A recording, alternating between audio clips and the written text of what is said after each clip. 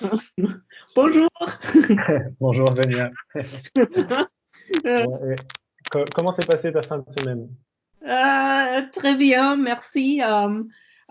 Finalement, le temps semble beau maintenant. Ouais. Et avant, il faisait très froid, mais maintenant, c'est bon. Mhm. Et je, j'ai plus de travail qu'avant. D'accord. Avant, j'ai eu beaucoup de vidéo chat. Mhm. Mais maintenant, il y a beaucoup de clients qui veulent arriver et faire une rendez-vous à l'office réellement. Et Oui. bon, Un c'est un un peu rendez-vous au bureau. rentré à normalité. D'accord. Ok. Et donc, hier, tu as travaillé ou pas? Oui, je travaillais le jeudi, c'était un jour férié.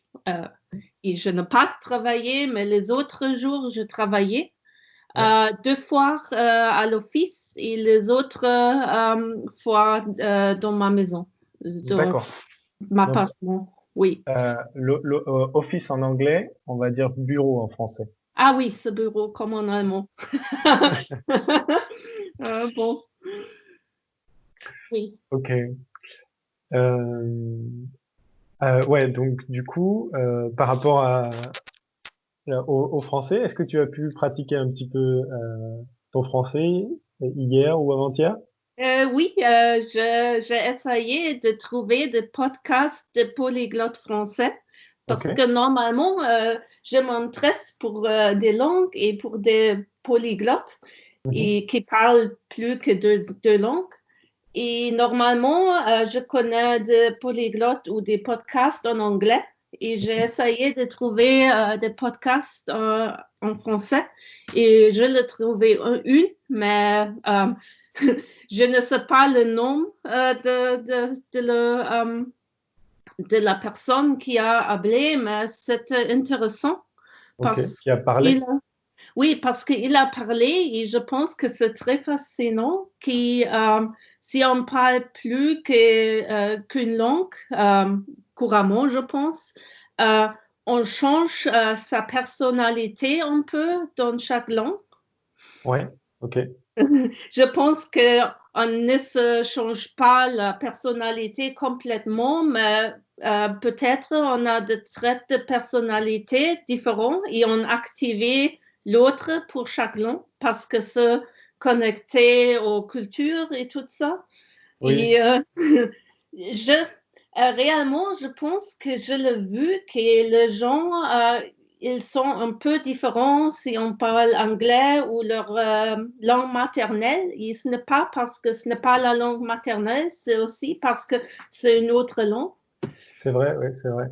On voit même tout simplement quand quelqu'un s'exprime dans sa langue maternelle ou dans une langue qu'il a appris, il n'a pas exactement la même voix.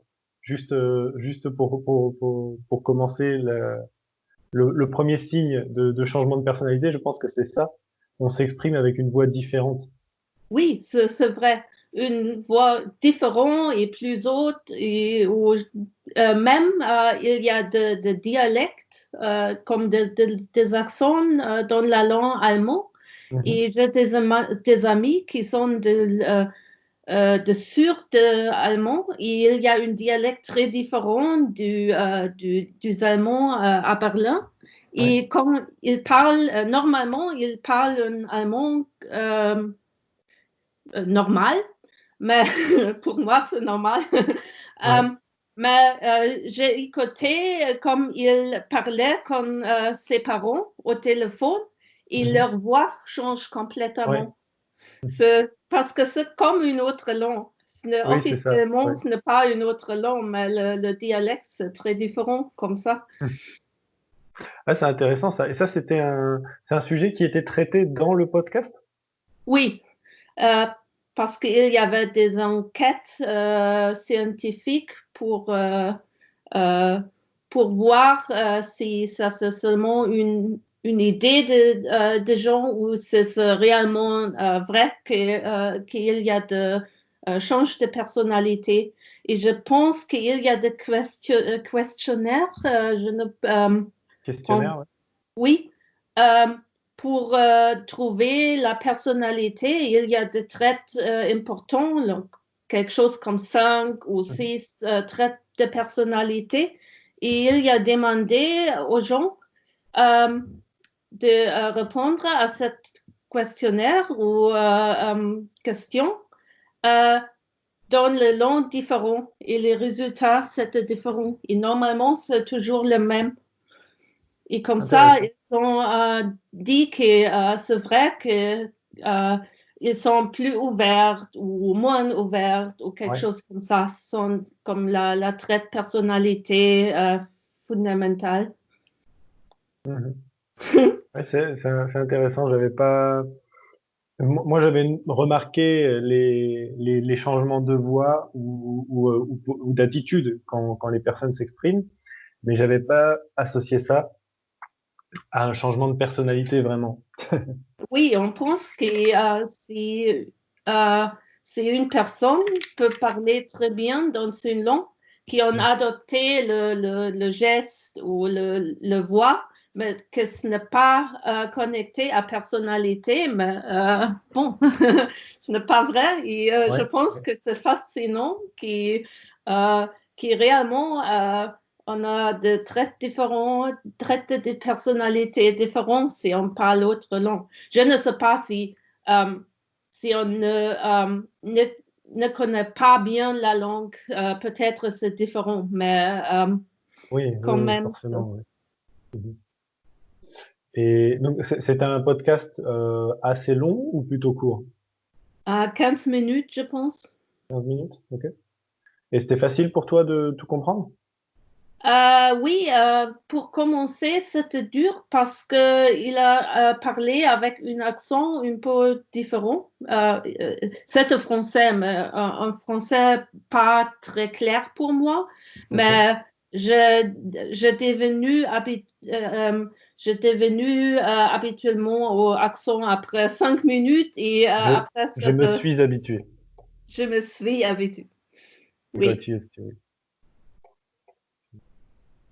Ça. Et oui, c'était intéressant. Et oui, tu sais qu'en France aussi, il y a beaucoup d'accents en fonction de si les personnes viennent du nord, du sud, de l'est, de la Bretagne, de l'ouest. Il y a beaucoup d'accents différents. Oui, en allemand aussi. Et je pense que c'est toujours dur si les gens parlent avec un accent régional très fort. Ouais.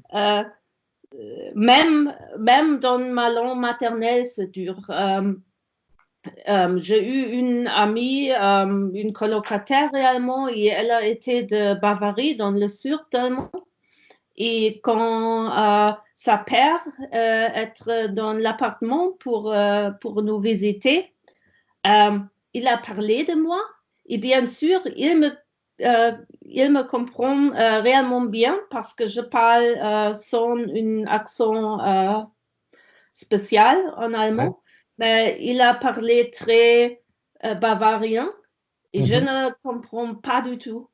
Et tous les gens ont commencé à faire des blagues de moi parce que je commençais à parler très lentement avec lui, automatiquement, mais... Ok. Donc, Bon. tu as dit, il a parlé de moi.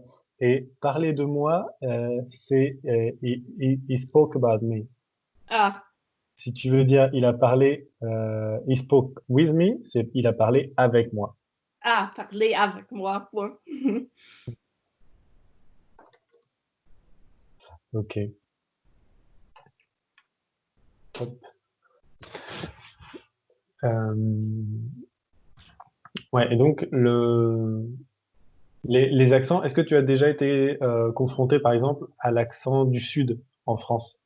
Oui, parce que j'ai habité à Marseille pour quelques mois et comme ça, je connais bien l'accent de Marseille, mais bon, Et, probablement c'est un peu différent de l'accent de reste du sud de Mhm. France, mais quand même, c'est très différent de l'accent de Paris ou du Oui, oui, Nord. oui. C'est un accent qui est très, très prononcé et très particulier. Et est-ce que tu trouvais que c'était facile à comprendre? Euh, Plus facile que l'accent du Nord.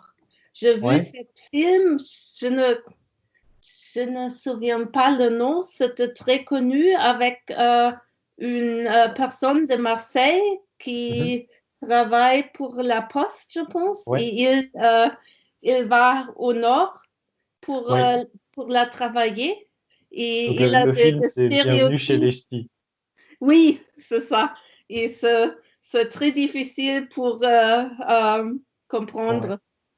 Mais là, dans ce film-là, c'est pas seulement un accent. Ils utilisent un langage dialectique différent du français. C'est pour ça aussi qu'on comprend pas tout. Ah oui, hein. Ah oui. C'est pas seulement l'accent. Ils parlent pas la même langue. Oui, mais beaucoup de fois, c'est une mixture. Bon, en Mhm. allemand aussi, il y a réellement une langue différente. Et les gens changent, ils parlent la langue différente ou ils changent au allemand officiel, mais avec des mots de l'autre langue. Et comme ça, c'est comme fluidement que les gens, ils parlent des Allemands, par exemple, avec un dialecte, mais avec des mots de cette langue différente de cette région aussi. Ouais. Et tu as vécu combien de temps à Marseille? 9 mois, 9 mois. Ok. mais ça fait presque 15 ans que j'ai été là. J'ai fait un stage et bon, Ok. Ok. oui. Et est-ce que la vie à Marseille t'a plu? Oui, j'aime Marseille beaucoup. Ouais. Normalement, les gens sont comme ah Marseille, oh non, mais c'était les gens. Je, je fais des connaissances. Beaucoup de gens très ouverts. Je pense que peut-être c'est plus facile que beaucoup de gens ils veulent vivre à Paris parce que c'est une grande ville et très connue. Mais je pense réellement qu'à Marseille, les gens sont plus ouverts Mhm. c'était très facile pour parler aux gens et j'aime j'aime que il fait de temps beau et il y a beaucoup de gens ouverts et de tout le monde et bon, c'était bien. Ouais. Après, tu sais, Marseille, c'est une grande ville aussi, hein. C'est la deuxième ville de France. Oui, c'est Il y une a grande beaucoup, beaucoup ville de et il y a population. aussi la nature et le mer et ça c'est Ouais, bien. ouais, ouais, ouais. Et c'est vrai que le climat est probablement un peu plus agréable que à Berlin. Oui, oui, et je pense que réellement euh, ça change les gens aussi. Comme Mhm. Oui, oui, oui. euh, s'il fait beau, les gens sont plus ouverts, ils sont au dehors et c'est seulement une ambiance différente aussi. Mhm. Ce n'est pas seulement que ah, le beau c'est bon. Euh, c'est aussi les gens qui changent un peu et Oui, ça influe sur le moral des gens, mais aussi sur la culture d'une manière générale. Ça oui. crée, ça crée des personnes un petit peu plus joviales, on va dire. Oui, c'est ça. Ici, ça change si on passe à temps, bien sûr, aussi. Il y a beaucoup de vie dans la rue si le temps est beau. Ouais. Mhm. Et ça, c'est bon j'aime beaucoup pour la photographie et pour voir tout le truc. Ouais. En hiver Tu à fais pas de Verdun, photographie sous la pluie? comment? Tu ne fais pas de photographie sous la pluie? Oui, sur la pluie, oui, mais s'il fait froid, c'est très Ah, dur parce qu'on ne peut pas mettre comment ça s'appelle, le truc des gants? de gants, c'est ça. On ne peut pas avoir de gants et comme ça, ce n'est pas bien, c'est fait très réellement froid. C'est très désagréable. Le pluie, c'est intéressant pour les photos, mais Ouais. Mais c'est risqué pour les appareils, non? on peut, on peut mettre une parapluie et faire des photos avec un main seulement. Ça Ouais. marche, oui. Ok. Ok. C'est un peu technique. Oui. Mais bon, c'est vrai que ça peut faire des jolies photos si, si on trouve le bon sujet et le bon angle. Oui.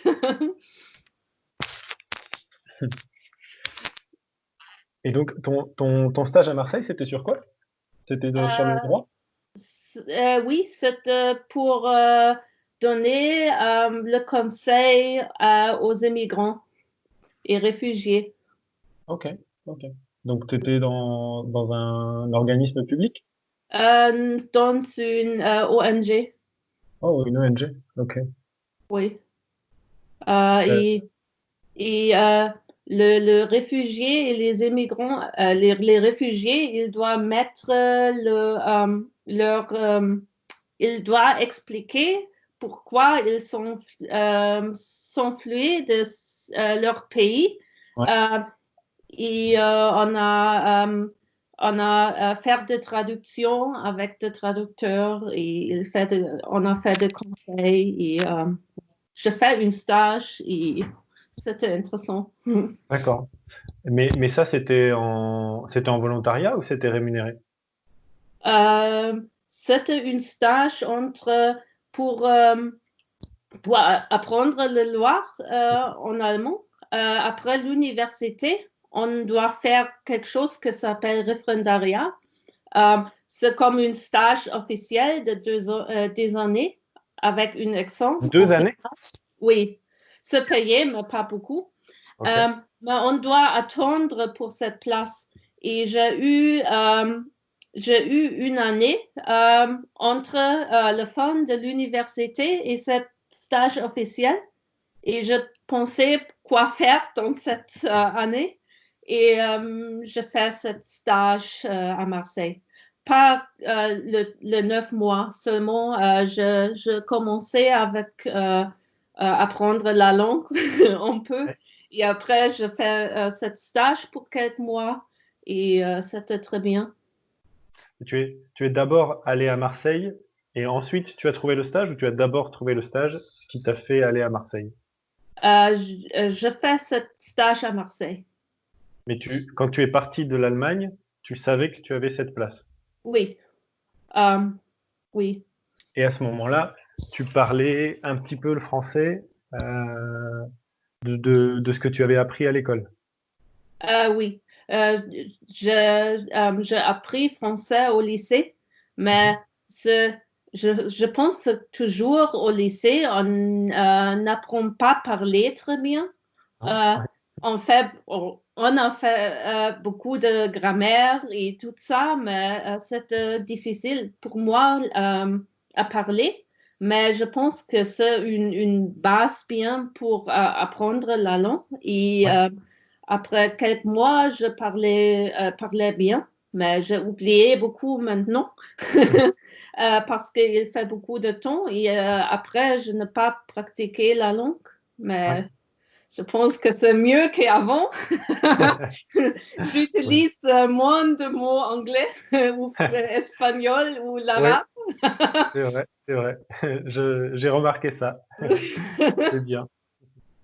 Mais oui, oui, non, effectivement, l'enseignement au lycée est très, on va dire, basique et souvent, il est nivelé par le bas pour que tous les élèves aient une base à peu près équivalente. Mais quand on se débrouille bien, c'est difficile de réussir à élever son niveau par l'école.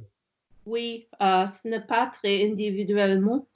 Et bien sûr, il y a 25 ou 30 élèves dans la classe. Et comme ça, s'il y a une heure de cours de langue, on parle peut-être 2 minutes. Ouais. 2 minutes, ce n'est pas beaucoup. Mhm. Et euh, c'est très important au lycée ne fait pas de faux, que la grammaire c'est correcte et comme ça, le focus est très dans la grammaire. Et réellement, je pense, avant d'être une niveau très haute, c'est bien si on peut parler et le faux ne s'importe pas. Bon, si c'est difficile pour entendre la personne, oui, mais ce n'est pas réellement grave si on n'utilise pas la grammaire correctement. Ouais. Et c'est plus important qu'on peut faire des conversations. Et seulement si on est dans un niveau haut, c'est important aussi qu'il soit correct parce que les personnes qui parlent dans un niveau haut, peut-être ils veulent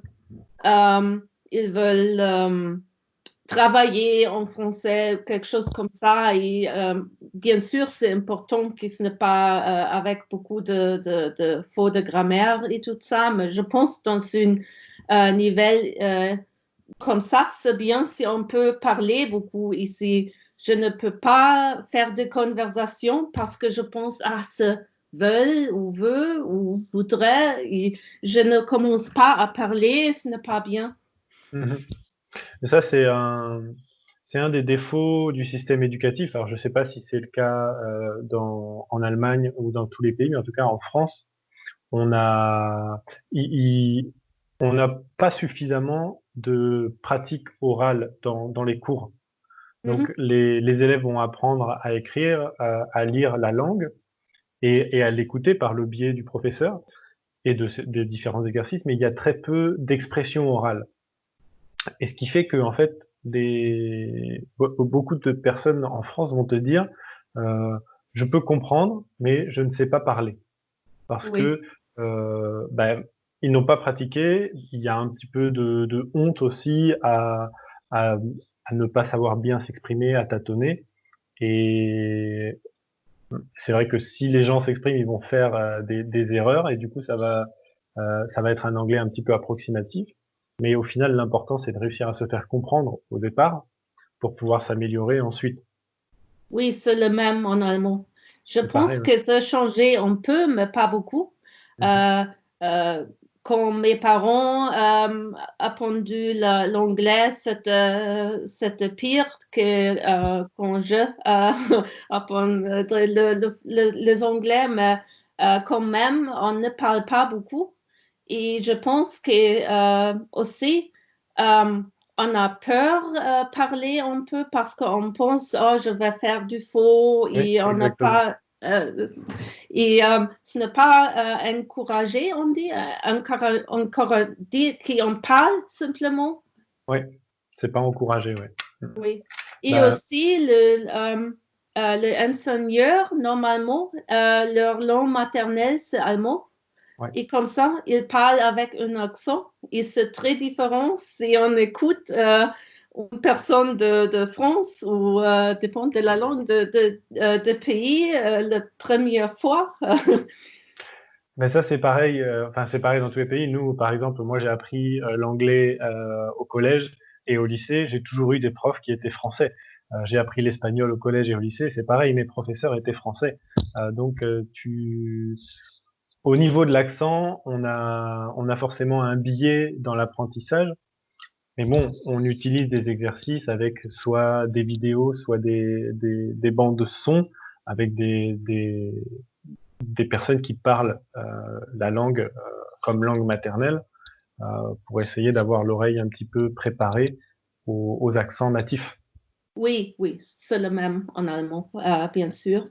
Mais au quotidien, on écoute un accent allemand tout le temps. Et aussi, ce n'est pas important la prononciation ou l'accent si on parle. Comme ça, on apprend la langue avec un accent grave, je pense. Ouais, ouais, c'est sûr.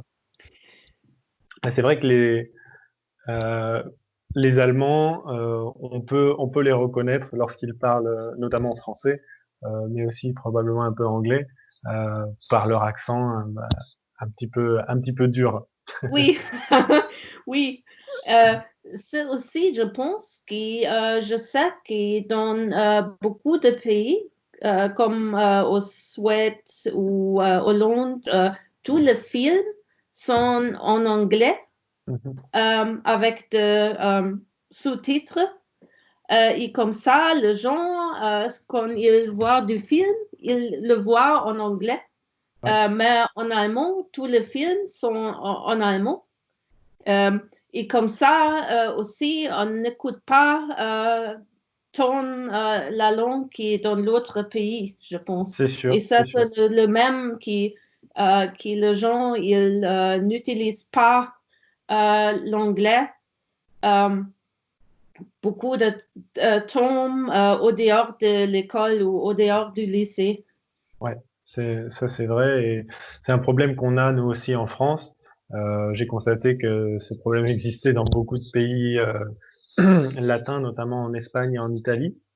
Mais par exemple, tu prends les exemples du nord de l'Europe, mais si tu prends le Portugal, Mhm. au Portugal, ils n'ont pas de films doublés ni de dessins animés doublés. Donc ça veut dire que même les plus petits enfants, s'ils veulent regarder leurs dessins animés, ils vont avoir les voix en anglais, le son en anglais.